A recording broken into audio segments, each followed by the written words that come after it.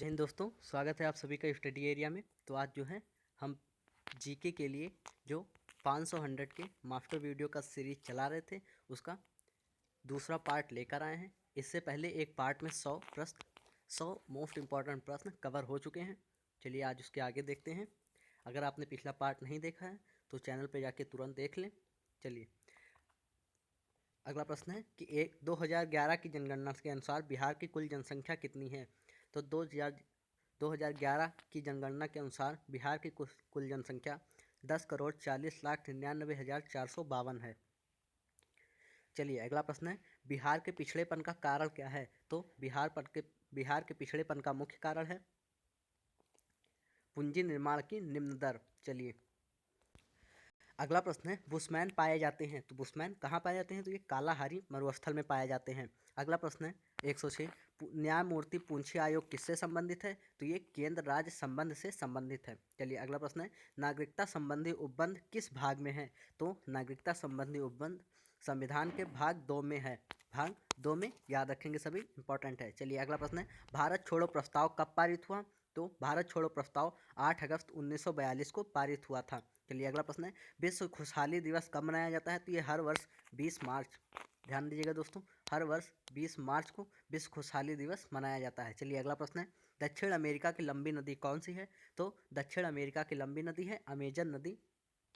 दक्षिण अमेरिका की सबसे लंबी नदी अमेजन नदी है। वैसे पूरे विश्व की सबसे लंबी नदी नील नदी है और बहाव की दृष्टि से सबसे बड़ी यानी कि सबसे चौड़ी नदी अमेजन नदी है। और अगर भारत की पूछा जाए तो भारत की सबसे बड़ी ब्रह्मपुत्र नदी है, ये भी ध्यान रखेंगे।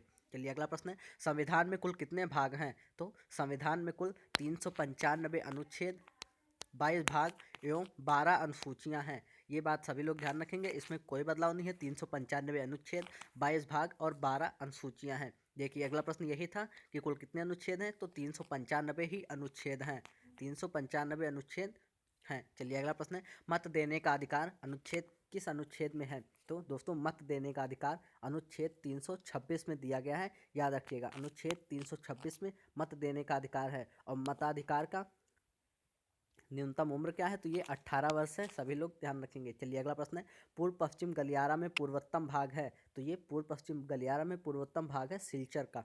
चलिए अगला प्रश्न है हम्बन टोटा बंदरगाह कहाँ स्थित है। ये प्रश्न इंपॉर्टेंट है, हम्बन टोटा बंदरगाह श्रीलंका में स्थित है। चलिए अगला प्रश्न है डेट्रॉयट नामक नगर प्रसिद्ध है। देखिए ये प्रश्न 2020 में पूछा गया है कि डेट्रॉयट नामक नगर किस लिए प्रसिद्ध है। तो ये ऑटोमोबाइल उद्योग के लिए प्रसिद्ध है। चलिए अगला प्रश्न है पॉकेट वीटो का प्रयोग भारत में सर्वप्रथम किस राष्ट्रपति ने पॉकेट वीटो का प्रयोग किया था। तो वो एकमात्र राष्ट्रपति थे ज्ञानी जैल सिंह। देखिए ये प्रश्न छूट गया कि जनसांख्यिकी लाभांश कितना होता है। तो जनसांख्यिकी लाभांश होता है 15 से 59 वर्ष की कार्यशील जनसंख्या को। चलिए अगला प्रश्न था कि पॉकेट वीटो का प्रयोग सर्वप्रथम किस भारतीय राष्ट्रपति ने किया। तो ये ज्ञानी जैल सिंह ने किया था। अभी तक एक ही बार उन्होंने ही पॉकेट वीटो का प्रयोग किया था। अगला प्रश्न है महाराजा धीराज की उपाधि वाला पहला गुप्त शासक कौन था। तो ये था चंद्रगुप्त प्रथम, जिसने महाराजा धीराज की उपाधि ली थी। चलिए अगला प्रश्न है अनुसूची 6 में किन किन राज्यों को शामिल किया गया है। तो अनुसूची 6 में असम, त्रिपुरा, मेघालय और मिजोरम को शामिल किया गया है। चलिए अगला प्रश्न है नील दर्पण के लेखक कौन है। तो दोस्तों ध्यान दीजिएगा कि नील दर्पण के लेखक हैं दीनबंधु मित्र, दीनबंधु मित्र। चलिए अगला प्रश्न है निकोलो कोंटी इटली का, निकोलो कोंटी जो कि इटली का एक यात्री था, वो भारत किसके समय में आया था। तो ये देवराय प्रथम के समय में आया था। ये प्रश्न पूछा गया है। चलिए अगला प्रश्न है अवध के ब्रिटिश में मिलान के समय अवध का नवाब कौन था। तो ये थे वाजिद अली शाह। चलिए अगला प्रश्न है हाइसिस HYSIS नामक उपग्रह का प्रक्षेपण किस यान के द्वारा किया गया था। तो ये उस यान का नाम था PSLV C43, PSLV C43। ध्यान दीजिएगा दोस्तों। अगला प्रश्न है ऑस्ट्रेलियाई ओपन 2020 की महिला एकल विजेता कौन है। तो ये हैं सोफिया केनिन। ये करंट अफेयर का क्वेश्चन है। चलिए अगला प्रश्न है लालजी टंडन बिहार के कौन से राज्यपाल थे। यहाँ पे है नहीं, थे होना चाहिए था, क्योंकि अभी उनकी हाल ही में मृत्यु हो गई। तो ये 30वें राज्यपाल थे। चलिए अगला प्रश्न और अभी वर्तमान राज्यपाल कौन है। तो फागू चौहान। अगला प्रश्न है बिहार का न्यूनतम जनसंख्या वाला जिला कौन सा है। तो ये है शेखपुरा, बिहार का न्यूनतम जनसंख्या वाला जिला। चलिए अगला प्रश्न है असहयोग आंदोलन का कारण, असहयोग आंदोलन का मुख्य कारण रॉलेट एक्ट था, जो कि 1919 में रॉलेट एक्ट लाया गया था। चलिए अगला प्रश्न है घातक है। घातक क्या है? तो घातक एक लड़ाकू विमान का नाम है, ध्यान दीजिएगा दोस्तों, घातक एक लड़ाकू विमान है। चलिए अगला प्रश्न है 2020 के लिए विश्व की स्थापत्य राजधानी कौन सी है? तो ये 2020 के लिए विश्व की स्थापत्य राजधानी रियो डी जेनेरो को घोषित किया गया है। चलिए अगला प्रश्न है बिहार का सर्वाधिक लिंगानुपात वाला जिला कौन सा है? तो ये है बिहार का सर्वाधिक लिंगानुपात वाला जिला गोपालगंज। चलिए अगला प्रश्न है बिहार में शिशु मृत्यु दर कितनी है? तो ये 33 है। चलिए अगला प्रश्न है बिहार के कितने प्रतिशत वन भाग पर वन क्षेत्र है? ध्यान दीजिए दोस्तों कि बिहार के कितने प्रतिशत वन भाग भाग पर सघन वन है, ये प्रश्न पूछा गया था। तो अगर सघन वन की बात करें तो 0.35% है। ध्यान दीजिएगा 0.35% सघन वन है। और अगर कितने प्रतिशत भूभाग पर केवल वन की भाग करें तो ये 7.21% है, 7.21% है। चलिए अगला प्रश्न है रंगराजन कमेटी कब गठित की गई? तो रंगराजन कमेटी सबसे पहली बार 2005 में गठित की गई थी और ये 2014 में भी गठित की गई थी। तो जो ऑप्शन हो उसी के हिसाब से लगा देना है। चलिए अगला प्रश्न है बिहार में अंतर जातीय विवाह के तहत कितनी राशि दी जाती है? तो इस प्रश्न पे आप लोगों को, कई लोगों को कन्फ्यूजन होगा, कुछ लोग 1 लाख बताते हैं दोस्तों, लेकिन इस वक्त इसकी राशि बढ़ा के 3.5 लाख कर दी गई है। तो वर्तमान में जो है उसे याद रखिए। अगर ये प्रश्न नहीं आता है तो आप 1 लाख पे लगा सकते हैं, अगर ये ऑप्शन नहीं रहता है तो। चलिए अगला प्रश्न है अंतर्राज्यीय परिषद का सदस्य नहीं होता है। तो कौन अंतर्राज्यीय परिषद का सदस्य नहीं होता है? तो राज्यपाल अंतर्राज्यीय परिषद का सदस्य नहीं होता है। अगला प्रश्न है बिहार धारणीय विकास से संबंधित बोर्ड कौन सा है? तो ये योजना और विकास आयोग है। अगला प्रश्न है 1919-20 में दरभंगा किसान आंदोलन के नेता कौन थे? तो ये थे सहजानंद सरस्वती। देखिए 1919-20 में ही रॉलेट एक्ट भी आया था और उसी वर्ष जालियांवाला बाग हत्याकांड भी हुआ था। चलिए अगला प्रश्न है एक सींग वाला राइनो गैंडा कहाँ पाया जाता है? तो ध्यान दीजिएगा दोस्तों कि एक सींग वाला राइनो गैंडा असम में पाया जाता है और यही असम का राजकीय पशु भी है। चलिए अगला प्रश्न है भारत का राष्ट्रीय वृक्ष कौन सा है? तो ये बरगद, या जिसे वट वृक्ष भी कहते हैं। चलिए अगला प्रश्न है पृथ्वी दिवस कब मनाया जाता है? तो ये हर वर्ष 22 अप्रैल को मनाया जाता है। ध्यान दीजिए दोस्तों, हर वर्ष 22 अप्रैल को ये प्रश्न इम्पॉर्टेंट है। चलिए दोस्तों अगला प्रश्न है कि पृथ्वी पर जीव उद्गम हुआ। तो पृथ्वी पर जीव उद्गम लगभग 2 करोड़ वर्ष पूर्व हुआ था, ये भी याद रखिएगा। अगला प्रश्न है कि धर्मशास्त्र में भू राजस्व की दर क्या है? तो धर्मशास्त्र में कुल उपज का 1/6 भाग भू राजस्व की दर है और लगभग सभी हिंदू राजाओं ने यही भू राजस्व की दर अपनाया है। चलिए अगला प्रश्न है पूर्वकालिक जैन ग्रंथ कब लिखे गए? तो ये 14 ईस्वी पूर्व के हैं। चलिए अगला प्रश्न है चीनी यात्री यत सिंह ने बिहार भ्रमण कब किया? तो चीनी यात्री यत सिंह ने सन 673 ईस्वी में बिहार भ्रमण किया था, ध्यान रखिएगा। अगला प्रश्न है रेगुलेटिंग एक्ट के प्रावधानों के अंतर्गत बिहार के लिए एक प्रांतीय सभा की स्थापना हुई। तो ये कब हुई थी? तो ये बिहार के लिए एक प्रांतीय सभा की स्थापना 1774 में हुई थी, ध्यान रखिएगा। अगला प्रश्न है लोकहितवादी किसे कहते हैं? तो ये गोपाल हरि देशमुख को लोकहितवादी भी कहा जाता था। चलिए अगला प्रश्न है चावल का कटोरा किसे कहा जाता है? तो ये कृष्णा गोदावरी डेल्टा क्षेत्र को कहा जाता है। अगला प्रश्न है सबसे बड़ा हिमनद कौन सा है? तो ये रुंडुन हिमनद सबसे बड़ा हिमनद है। चलिए अगला प्रश्न है मर्मागाओ पत्तन कहाँ स्थित है? तो ये गोवा में स्थित है। ध्यान दीजिएगा दोस्तों, मर्मागाओ पत्तन गोवा में स्थित है। अगला प्रश्न है महत्वपूर्ण मत्स्य उद्योग है, तो ये कहाँ है? तो ये अपतट में है।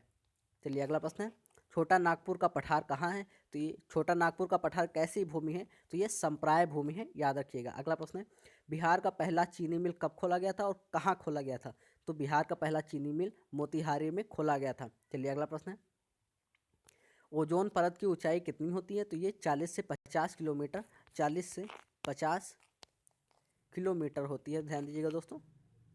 अगला प्रश्न है घने वन अधिकतर होते हैं, तो घने वन अधिकतर कहाँ होते हैं? तो ये भूमध्य रेखा के पास होते हैं, याद रखिएगा। घने वन अधिकतर भूमध्य रेखा के पास होते हैं। अगला प्रश्न है पटना का स्थानीय समय क्या है? तो पटना का स्थानीय समय भारतीय मानक से हल्का सा पीछे है।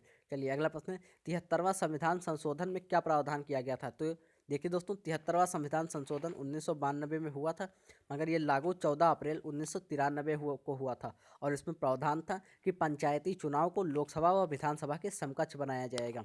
चलिए अगला प्रश्न था द्वैध शासन प्रणाली को किसने समाप्त किया? तो ध्यान दीजिएगा दोस्तों, द्वैध शासन प्रणाली को वारेन हेस्टिंग्स ने समाप्त किया था। अगला प्रश्न है रंजीत सिंह ने कोहिनूर प्राप्त किया, तो रंजीत सिंह ने कोहिनूर किससे प्राप्त किया? तो ये शाह शुजा से प्राप्त किया। अगला प्रश्न है ऑल इंडिया मुस्लिम लीग की स्थापना, ऑल इंडिया मुस्लिम लीग की स्थापना किसने की? तो ये नवाब सलीमुल्लाह खान ने की थी। अगला प्रश्न है आत्मीय सभा की स्थापना, तो आत्मीय सभा की स्थापना राजा राममोहन राय ने की थी। अगला प्रश्न है ब्रह्म समाज की स्थापना कब और किसने की? तो ब्रह्म समाज की स्थापना 1888 ईस्वी 28 ईस्वी में 1828 ईस्वी में राजा राममोहन राय के द्वारा की गई थी, राजा राममोहन राय के द्वारा। अगला प्रश्न है कवि बाढ़ कहाँ के निवासी थे? तो कवि बाढ़ बिहार के छपरा जिले के निवासी थे। अगला प्रश्न है पटना को प्रांतीय राजधानी किसने बनाया? तो पटना को प्रांतीय राजधानी शेरशाह सूरी ने बनाया था सर्वप्रथम, शेरशाह सूरी ने। अगला प्रश्न है 17वीं शताब्दी में बिहार में सोने की खान कहाँ थी? तो ये पटना में थी। और अगर पूरे भारत में पूछा जाए तो सबसे प्रसिद्ध सोने की खान कोलार की खान थी, जो कि अभी बंद हो गई है। चलिए अगला प्रश्न है बिहार गौ हत्या रोकने के लिए गोरक्षणी सभा की स्थापना, तो बिहार गौ हत्या रोकने के लिए गोरक्षणी सभा की स्थापना 1882-83 में की गई थी।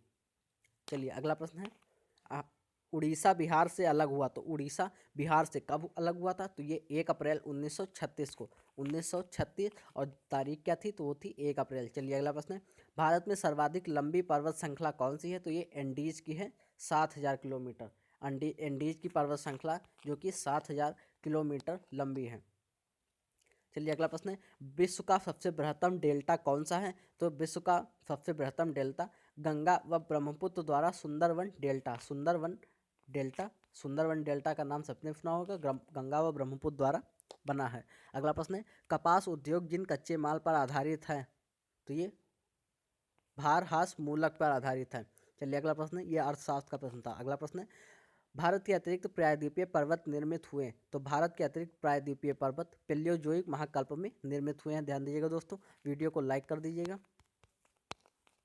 अगला प्रश्न है गंगा के मैदान की पुरानी कछारी मिट्टी को क्या कहते हैं? तो उसे गंगा के मैदान की पुरानी कछारी मिट्टी को बांगर मिट्टी कहा जाता है, बांगर मिट्टी। ध्यान दीजिएगा दोस्तों। अगला प्रश्न है भद्रावली इस्पात केंद्र कहाँ पे है? तो ये कर्नाटक भद्रावती नदी पे है। ध्यान दीजिएगा दोस्तों, ये कर्नाटक लिखा हुआ है।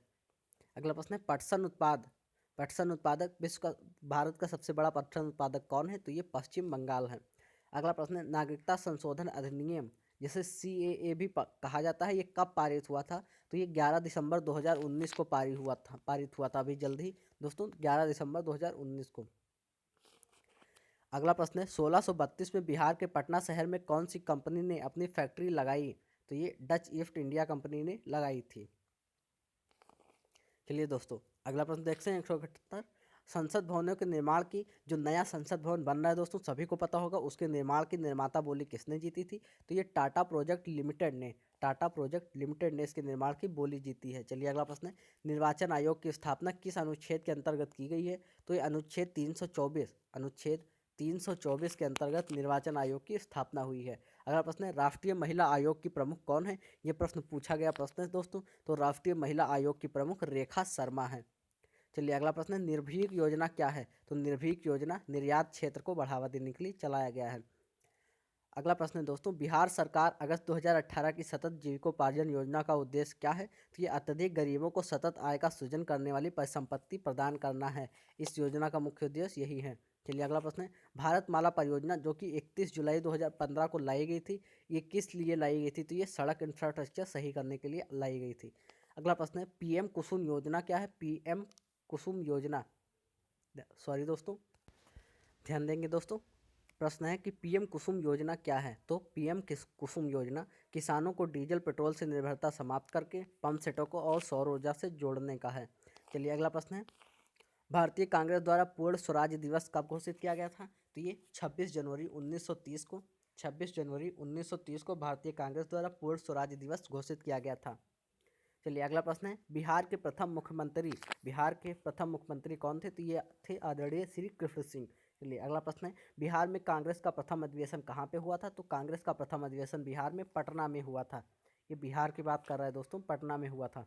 अगला प्रश्न है लोकनायक किसे कहा जाता है? तो ये बिहार के जयप्रकाश नारायण को लोकनायक कहा जाता है। इन्हीं के बुलावे पर सर्वप्रथम गांधी जी चंपारण सत्याग्रह के लिए आए थे। अगला प्रश्न है गांधी दांडी यात्रा कुल कितने दिन चली? तो ये कुल 24 दिन चली थी, जिसमें अपने 70 सहयोगियों के साथ गांधी जी ने साबरमती से दांडी तक पैदल मार्च किया था। चलिए अगला प्रश्न है, ऑपरेशन मेरी सहेली, ऑपरेशन मेरी सहेली क्या है? तो ये ट्रेन में महिला यात्रियों की सुरक्षा सुनिश्चित करने से है। चलिए अगला प्रश्न है, किस निजी क्षेत्र के बैंक ने ई किसान धन ऐप चालू किया है? तो ये HDFC बैंक ने, HDFC बैंक ने निजी क्षेत्र, ये HDFC बैंक जो कि निजी क्षेत्र का बैंक है, ने ई किसान धन योजना चालू किया है। अगला प्रश्न है, लोकसभा का प्रथम आम चुनाव कब हुआ? तो ये पहले भी बता चुके हैं दोस्तों, लोकसभा का प्रथम आम चुनाव 1951-52 में हुआ था। चलिए अगला प्रश्न है, सर्वोच्च न्यायालय की स्थापना, सर्वोच्च न्यायालय की स्थापना किस अधिनियम से होती है? तो 1950 में संसद अधिनियम में होती है। चलिए दोस्तों अगला प्रश्न है कि आज़ाद हिंद सरकार का गठन, आज़ाद हिंद सरकार का गठन कब किया गया? तो ये 21 अक्टूबर 1943 में किया गया था दोस्तों, आज़ाद हिंद सरकार का गठन। अगला प्रश्न है, बेगूसराय में चौकीदारी कर के विरुद्ध आंदोलन एक हिस्सा था। तो ये आंदोलन सविनय अवज्ञा आंदोलन का ही एक हिस्सा था। अगला प्रश्न है, कांग्रेस सोशलिस्ट पार्टी की पहली बैठक पटना में कब हुई? तो ये 1934 में, 1934 में दोस्तों कांग्रेस सोशलिस्ट पार्टी की पहली बैठक पटना में हुई थी। चलिए अगला प्रश्न है, जिसका कोई उपग्रह नहीं है? तो दोस्तों दो ऐसे ग्रह हैं, बुध और शुक्र, जिनका अपना कोई उपग्रह नहीं है।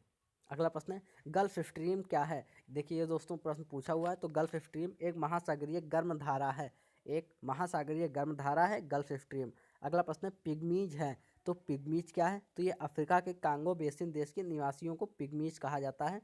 चलिए अगला प्रश्न है, भारत की सर्वोच्च चोटी कौन सी है?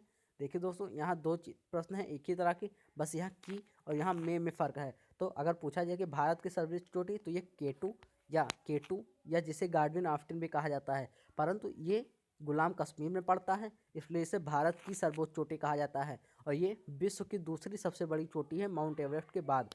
चलिए अगला प्रश्न है, भारत में अगर कहा जाए तो भारत में कंचनजंगा जो कि सिक्किम में स्थित है, कंचनजंगा भारत में स्थित सबसे बड़ी चोटी हो जाएगी।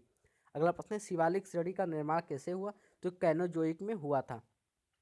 अगला प्रश्न है, रेगुर नाम है? तो रेगुर एक काली मिट्टी का नाम है। इस तरह ये अन्य 100 प्रश्न खत्म होते हैं। इसके आगे आपको ये देखिए दोस्तों, इसके आगे आपको 300 कुल 500 प्रश्न ऐसे कराए जाएंगे, कुल ऐसे 500 प्रश्न कराए जाएंगे। तो ये सभी 500 परीक्षा के रिजल्ट से काफ़ी महत्वपूर्ण हो सकते हैं, और इन्हें देखने के लिए चैनल से तुरंत जुड़ जाइए, चैनल को सब्सक्राइब कर लीजिए और इस वीडियो को लाइक कर दीजिए, और जिसे भी ज़रूरत हो उसे शेयर कर दीजिए दोस्तों। और आगे किस टॉपिक पे वीडियो की ज़रूरत है आपको वो बता दीजिए कमेंट में, हम बना देंगे। धन्यवाद।